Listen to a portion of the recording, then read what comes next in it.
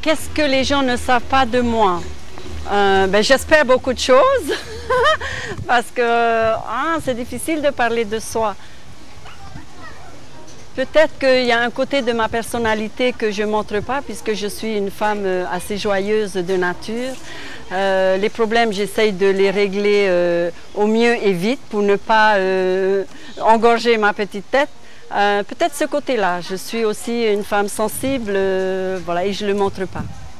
Alors avec moi, les enfants apprennent à danser notre danse tahitienne, le tamouré, ou le otea plutôt, et des aparima. Voilà, donc les enfants entre 5 ans et jusqu'aux ados.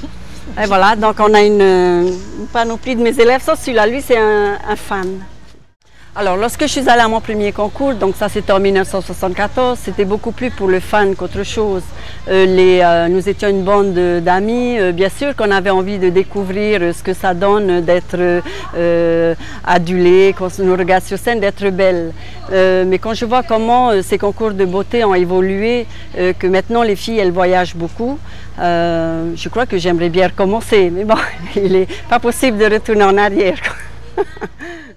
J'ai accepté ce rôle de présidente du comité Miss Tahiti. C'était beaucoup plus pour le côté humain de l'aventure qu'autre chose, parce que j'avais l'impression que ces reines de beauté étaient un peu, une fois qu'elles étaient élues, elles étaient, je ne veux pas dire abandonnées, mais en vivant dans une île, et plus particulièrement à Tahiti, il n'y avait pas d'autre débouché de faire voyager ces filles.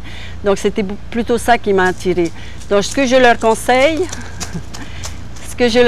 c'est de vivre cette aventure au maximum. Ça n'arrive qu'une fois dans sa vie. On n'a pas 20 ans tous les jours, et de le vivre vraiment à fond, quoi. Voilà, c'est beaucoup plus ça. Et puis je suis toujours là pour les aider moralement, parce qu'elles en ont beaucoup besoin. Elles doutent d'elles. À 20 ans, on s'imagine que parce qu'on est belle, que tout nous est permis, alors que c'est faux.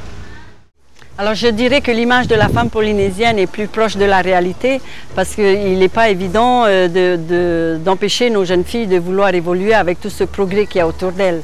Mais au fond de nous, il y a quand même ce mythe de la Whine Tahiti que nous aimons cultiver, puisque c'est ce qui a fait notre renommée dans le monde, et puis c'est ce qui fait toujours notre charme. Alors, être une femme polynésienne façon Dadou, on va dire que c'est vivre d'abord dans son pays avec tout ce qu'il y a de bien et de mal. Quand on voit tout ce qui se passe dans notre pauvre île, la politique, l'économie, mais bon, c'est un pays quand même qui a ses charmes, qui a une joie de vivre et une facilité de vie.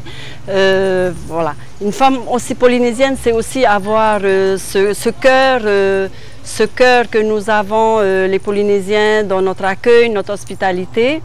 C'est aussi cette joie de vivre que j'ai déjà dit. C'est un tout, quoi. C'est pouvoir assumer sa culture. C'est ce que je fais par la danse. Bon, c'est un petit peu dans notre culture, parce qu'il n'y a pas que ça.